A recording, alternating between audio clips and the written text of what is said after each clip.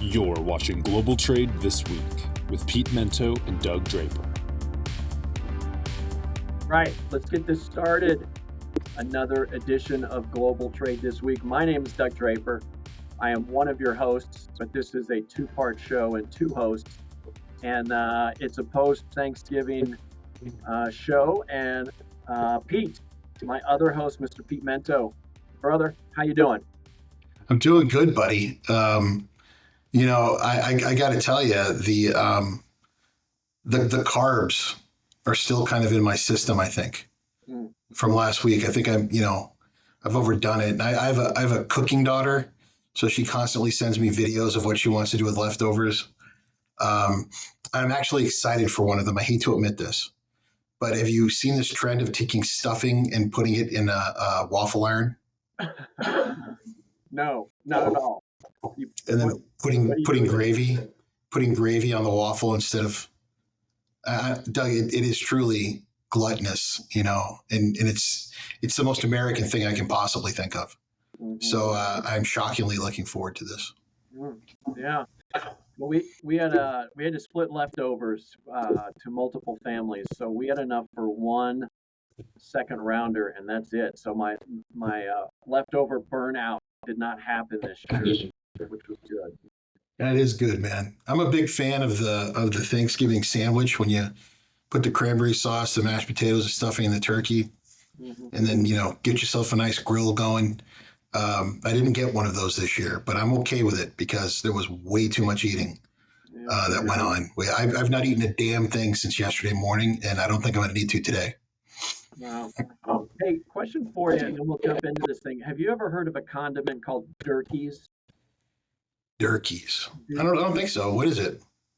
It's like a mayonnaise, mustard, spicy. Think of a little bit like horseradish, but not that powerful, and it's kind of a Dijon mustard thing.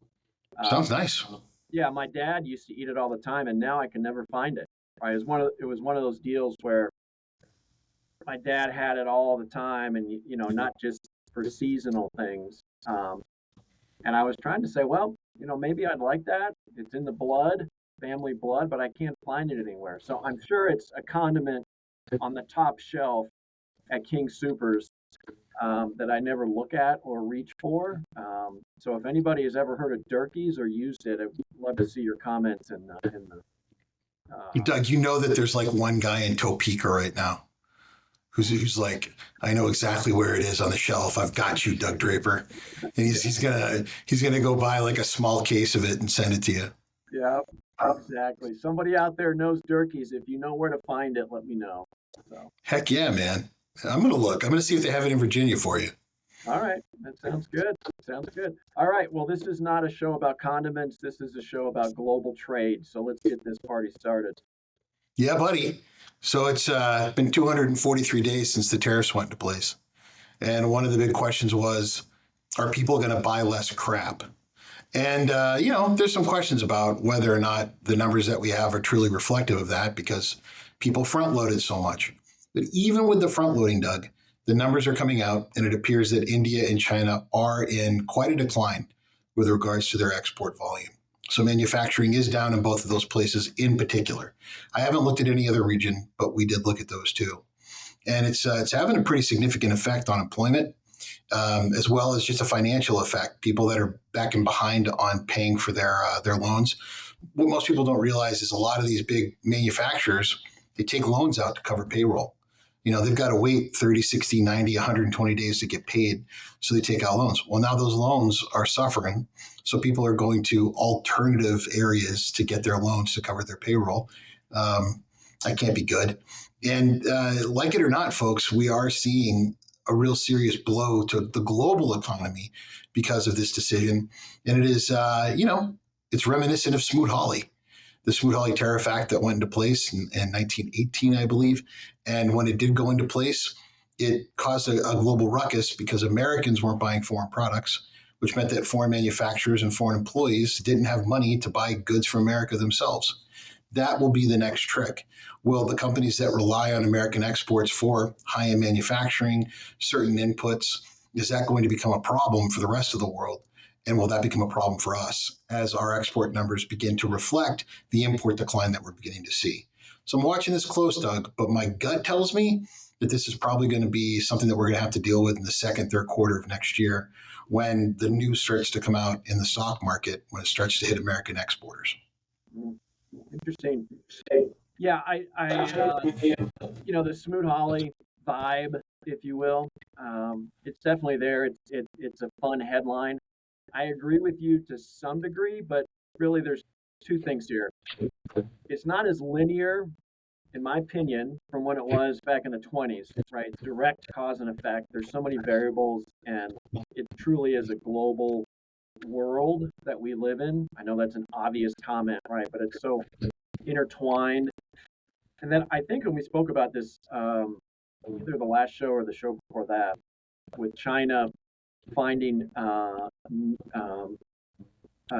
not new resources, but new buyers and new markets, right? So they're kind of rerouting their trade, right? So it's not linear, direct cause and effect. There's some other rerouting, if you will, of trade, and there's more diversity in where you source, some supply chain strategies. China and India, especially China, are still powerhouses, but I think there's enough stability and diversification that it's not going to be anything that we saw in the 20s. Will there be a blip? I'm sure there will be, but I just don't see it. I was likening this when you sent it to me, Pete, is during COVID, my kids were in college, and the 529, I remember very specifically, I was on my front porch, pacing back and forth, talking to my financial planner, saying, turn everything to cash. I just spent 18 years saving money for college. I can't afford for this to tank. My kids are entering, their college experience. Shut it down. Turn it all to cash. And the stock market did tank, but if you look at the trend, everything was kind of back to normal by the end of the year. And so my panic of turn everything into cash and get liquid didn't really pay out. So my point is, I don't think we're in doom and gloom. Will there be a blip? I'm sure there will be. But the protectionism and the retaliation nature of what's going on, the diversity of the global trade is not going to be as impactful, I don't think, back here at home. Agree to disagree, Doug. Agree and disagree, or agree to disagree? Agree to disagree. I think that there's going to be some pretty ugly long-term hangover from what's going on right now. Huh. Okay. Well, you're the global trade guru, so we'll have to see. I'm not going to flip to your take on that, but and I wouldn't want you to, buddy. I wouldn't want you to. That's what makes this show so fun, is when we disagree and then we can look back on it and see if I was wrong or not, which I rarely am. Let's just put that out there. I mean, I have a shocking history of being outrageously correct about things, but whatever, Doug, you do you, and we can go from there. Yeah. So what's your first topic, buddy? So mine is not direct global trade, but it was more towards Black Friday, right? I'm always interested to see how things go, and there's all kinds of reports that are coming out. So there was one that caught my attention this morning. It was called, the company was Adobe Analytics, and they said that it was the biggest Black Friday ever, right? Last year, this is the one specific day, right? It was about $10.8 billion of commerce. And this year they said it was 11.7, so almost $1 billion more. So people are still buying, but I was kind of like, well, what's the deal with that? So one thing that was kind of interesting, Pete, is that they said promo codes through social media, whether it's influencers or things you'd get on TikTok or Reddit or whatever, that was a huge driver. And that the discounts were a little bit deeper than years past. And then the third piece is, although those numbers I gave to you was for a specific day, the concept of Black Friday is no longer one day, and you have seen this, right? So I don't know. It's got to kind of develop into a new word. It's not one specific day; it's a week, and in some instances, even companies are going a little bit longer than that. But that analytic I just gave you is for one specific day. So the promotional codes, deeper discounts, And Pete, the last thing I'll say about that one, because I think people want to get inventory off their books by the end of the year because of the prices that they had to pay in some instances to get their product in during the chaos of the tariffs. So they're like, you know what? We're not going to make as much money. We got to get this stuff off our books. We want to be at zero inventory levels by the end of the year. And so those deeper discounts were seen on Friday. And I think as the holiday season progresses, you're going to see deeper and deeper discounts because nobody wants to carry this product over into the new year. Yeah, man, I got to tell you. So I think we've talked about this before. I hate, with a deep passion, I hate Black Friday shopping. I hate the concept of it. I hate being involved in it. But I'm also cheap, Doug. So you put these two things together, it creates a real hornet's nest for me. And I do almost all of my present shopping, of which it is limited. I only buy for a few people, online.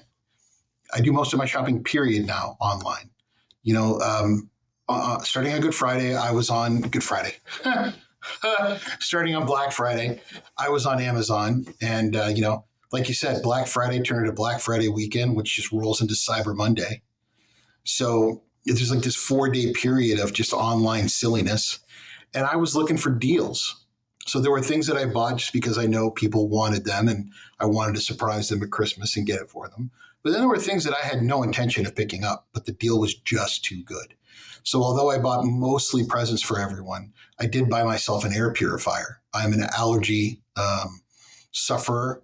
And unfortunately, in a very bad breakup not too long ago, I lost all of my air filters, my HEPA filters. So I bought a gorgeous one that normally would have cost me $280 for $190, and I was very happy with that deal. I think that the number that we're talking about, this Black Friday number, has a lot to do with the fact that people are a little nervous about making their money go farther. So they're looking at opportunities to spend that money in a more meaningful, impactful way during those declines. Now, what you also brought up, Doug, I think is important to realize. I completely agree with you. People are going to try to get as much inventory off of their books as possible. And as we get closer to the end of the year, dude, right, there's going to be some fear that's rolling up. Oh, let's get rid of this crap. I think this could be a really good opportunity for people to look for opportunities and bargains closer to Christmas as they pop up. And then after Christmas, we talked about this on the show years ago, Doug, that there appears to be a new phenomena that after Christmas, when people have gotten their gift cards and they start shopping with gift cards, there are really deep discounts. So is it possible that Black Friday has turned into basically Black December, early January at this point, where just so much consumer spending is happening? I highly suggest that everyone watch the documentary, What Would Jesus Buy? It goes real deep into these topics and the consumerism and the credit problems that come from Christmas for American consumers. And I would also say to folks that if you are mindful of trying to save money, that looking for promo codes right now and those stupid emails that we get constantly throughout the year, this is the time to maybe open them and see if they're going to be there. Inventory is expensive to carry. And as we are all expecting that next year is going to be a little tougher on the balance sheet for most companies, you're absolutely right. I think folks are going to be dying to look for opportunities to put that inventory out there. The last thing, Doug, I will say is I did go to a mall on Black Friday. And although it was crowded, it wasn't nearly as crowded as I thought it would be. So when you sent the show notes over and you had that number, I was a little surprised. I was there in the middle of the day on Black Friday, and really it wasn't nearly as bad as I thought it would be. But my daughter pointed out that it was still a lot more crowded than it ever was. For a new society where we tend to buy most things online, there really was a good amount of people that were there. Good. I'm glad to hear that. Yeah. Well, that, of course, brings us to Doug's favorite part of the show, halftime. He likes to say our favorite part of the show when it's his turn to introduce it, but it is not our favorite part of the show. It is his. Much like any relationship, much like any marriage, there's things you do just to keep the other person happy. And halftime is here to keep Doug happy. But it's brought to us by people that we adore at Cap Logistics. Cap Logistics has been supporting this podcast since its very first inception, and they've never wavered, not through COVID, not through anything. They've always been there for us, and hopefully you guys will take an opportunity to check them out at caplogistics.com and learn what it is that they can do for you. They also lend us their least talented producer, Keenan, who works with us every week to make sure this show gets out. And for that, we are appreciative. So, Doug, who's going to go first this week with halftime? I'll jump in. Okay, buddy. I'll jump in. So, as you know, the college football season's coming to an end. And, you got playoffs and stuff, but that's coming to an end. And then the NFL is really ramping up. It's the final 4 games of the season. And so they're in the news, right? So my question to you, Pete, is are you a college football guy or a professional football guy? And if so, why? I'm very much a professional football guy. I've tried on a number of occasions to give a damn about college football. And I come from a family of very passionate Texas A&M fans. And the ones that aren't Texas A&M fans, very passionate LSU fans. And I just can't bring myself to care. I have a friend of mine. He was my quarterback in high school. He's the head coach at UNLV. Used to be the head coach at Florida, was the coach at Mississippi State. You would think that I would care because of that. I don't. I have a hard time getting amped up for it, much for the same reasons that I struggle with the NFL, the constant moving of players. I enjoy sports, not just because of the team. I definitely follow the names and not the laundry. And now with the transfer portal, which I'm all for, it's easier than ever for these guys to go where the best opportunity is, like any of us would do. It's not really so much. The NFL to me is a spectacle of everything that is truly American. It is success in every possible way: financial, violence, sports, advertising, you name it. So for me, buddy, it is all NFL. Nice. Well, this is the one show, if people listen to us, Pete, and they're like, all you guys do is talk about topics and agree with each other. This is the show where we're not, and I am absolutely a college football guy. Pro is fine, and there's some good games, a couple of good games yesterday.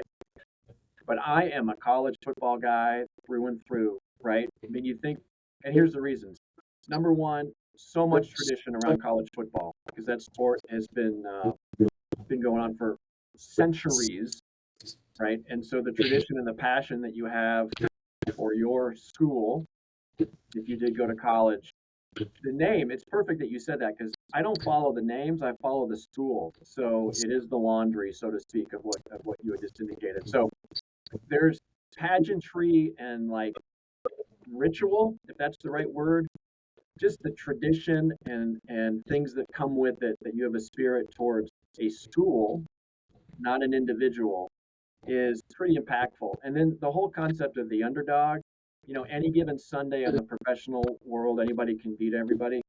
But the underdog story, when you have these powerhouses, like you said, the A&Ms and the LSUs of the world, that just can't make it happen on that one Saturday, is amazing. So I'm a huge college football guy.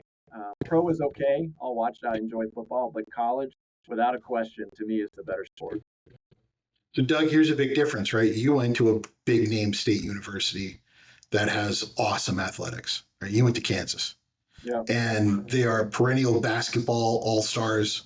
They have big, deep budgets and rabid fan bases for a state that doesn't have many professional sports teams. You guys have the Royals, right? And then you have, of course, some terrible team with some crap quarterback out there too for the NFL. But it's like Wisconsin with the Packers, and then they really care about Badger football. They really care about Badger hockey. They get off on it. I went to a dog shit Division III college. I played dog shit Division III lacrosse. Right. For me, it's different. And I think if you go to a school in particular, the passion that you have for that school in all things follows you your whole life. What cracks me up, Doug, is when I'm at a bar and I'm watching a college football game and there's all these people that have never set foot on the campus, let alone gone to school there, that are diehard fans for these college teams. I'm like, you you've never been there. Like all these folks that are Notre Dame fans and all these people that are Michigan and Ohio State fans, they've never even set foot on the campus, but they are deeply bred into it. I mean, we had the huge game this weekend, Michigan, Ohio State, right? People go crazy about that game. And I guarantee you, man, most of the folks that are wearing Wolverine stuff and Buckeye stuff have never attended a moment of classes at those places. So it just seems so queer to me that that's how the world has turned out, so strange to me. And I'm from Texas, man, and people go crazy about college football for teams that I couldn't identify their logo if you put a gun to my head. But I think it has a lot to do. It makes sense to me that you would, Doug. It doesn't make so much sense to me that so many other people care. Yeah, it's a good one. That is a Thanksgiving dinner conversation for sure. So, yeah. Anyway, what you got, man? All right, so mine is holiday based. My daughter and I will likely be decorating our Christmas tree this coming weekend, which makes no sense because we're not going to be around for much of the holidays. But we have odd Christmas traditions in my family. One of them is the placing of the Christmas turd on the tree. So Doug, many years ago, we were painting ornaments, and one of them was a pine cone, and I simply painted it brown. And it was pointed out that really did not look like a pine cone, but rather the detritus of an animal. And so it became the Christmas turd. And it is without question, of all of the Christmas decorations, the one that is the most elevated and vaunted on the tree. We also have the Christmas pickle that we put on the tree on Christmas Eve, we being me. And whoever finds a Christmas pickle gets a special gift. I have one child. Really not that much of a big deal to go find the Christmas pickle. Christmas Eves at my house are very German.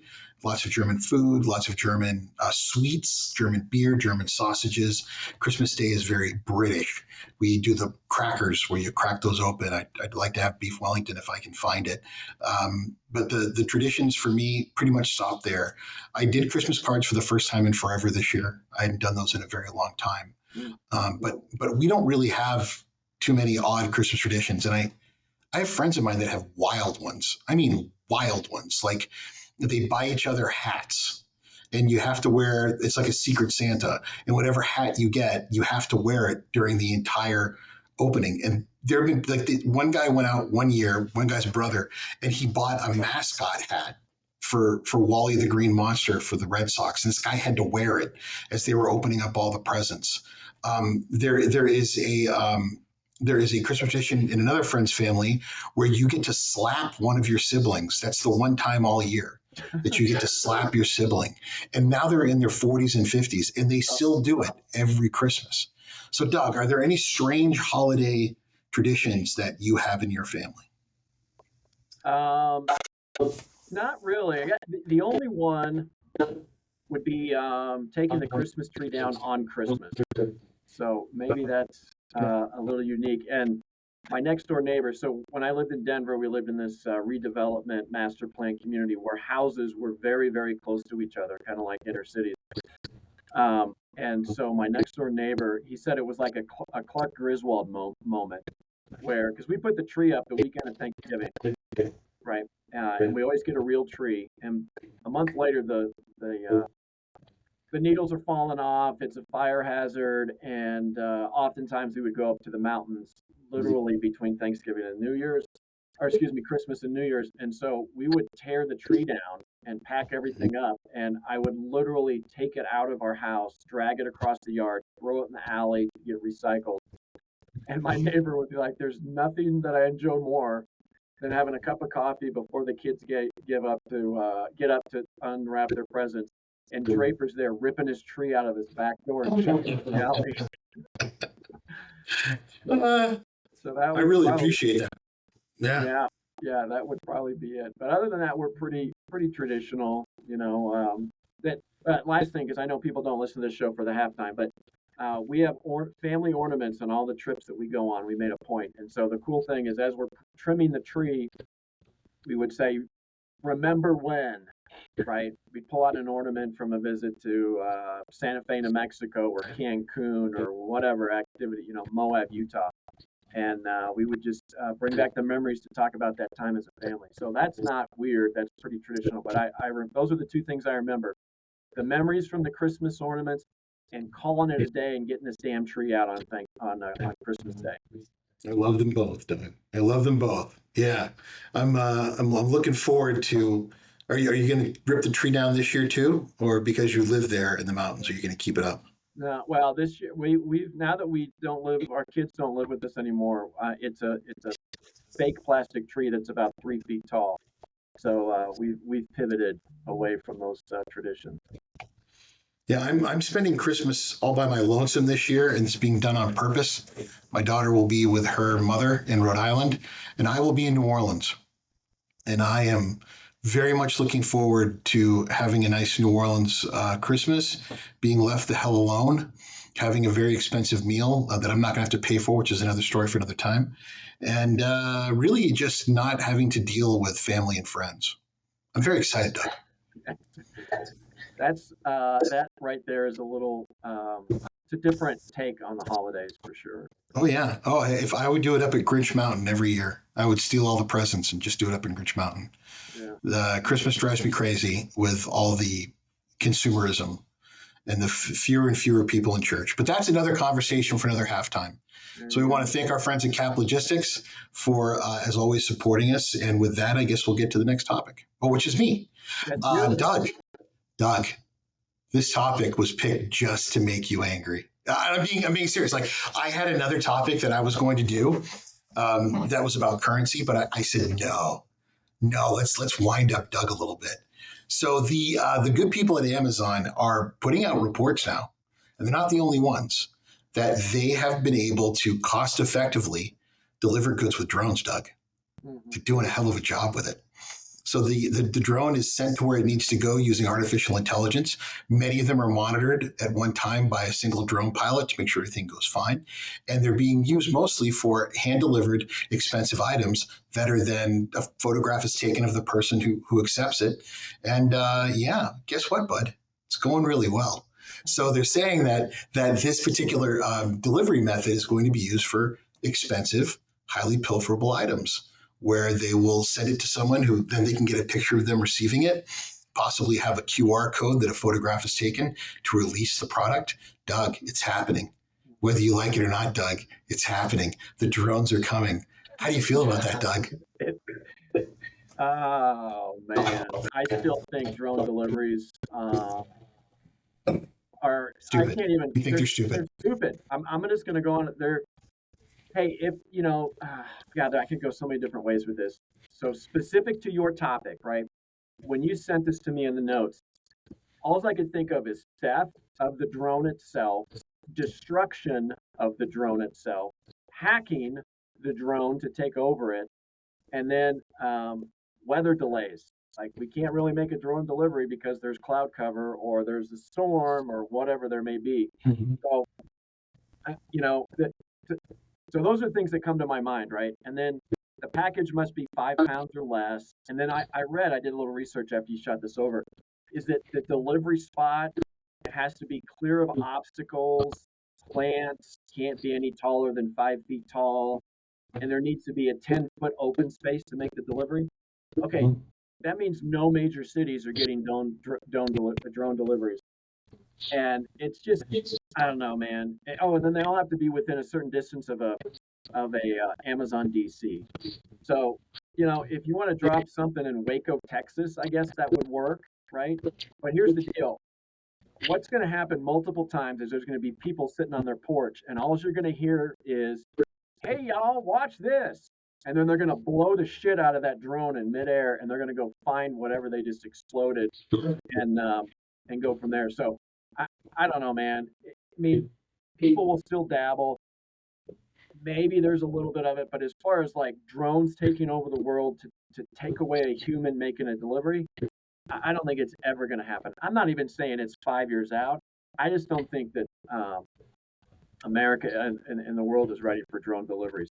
Now, I'm not going to go into this, but the one thing is, hey, we need mission critical parts or medical supplies to get someplace that cannot be accessed in other means. I could see that. We've seen that time and again. But to your specific point, I don't. It makes me mad, and I think of theft, destruction, hacking, and weather. So, Doug, I wrote notes because I was expecting you to push back. Yeah. So when we first started using trains to deliver things, people thought that the trains were just going to kill people. They went so fast. They were going to ruin the world. It worked out okay. And then there was aircraft. People thought we'd never make a plane big enough to be able to manage air freight. Trucks, at first, not so hot. They were too small. They broke down too often. Technology caught up. There was a period of time when it sounded absurd to have pizza delivered in under an hour. Now it's commonplace to have it in less than 20 minutes. Doug, the technology is catching up with the demand. Now, the rest of it, first of all, how dare you, sir? How dare you revile the good town of Waco, Texas? I really hope that we have no Wacoites that are watching the show. It is a vibrant community, very, very large town. It's a city, actually, home to a university. It's a lovely place. And I just want to say that on behalf of everyone in Waco, Texas, how dare you, sir? And then also along those same lines, don't transportation systems get hacked all the time? Of course they do.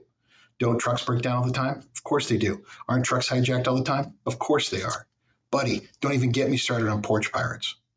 I think the future's coming and you can't run from it, Doug. I think there's a period of time when you're just going to have to say, it's happening and I need to embrace it. I can't wait till you sell your first drone delivery. I really can't. Yeah, I don't know. I'm going to be long and retired by the time any of that nonsense happens, and I won't. I don't know, buddy. I don't know. Mm-hmm. All right, bud. Take us home with the last topic. All right. So this one is about, I guess, kind of 2026 imports and what does the port traffic look like as far as larger ports, second tier or third tier ports. And I started thinking about this. It was related to Black Friday when I was putting that thought together.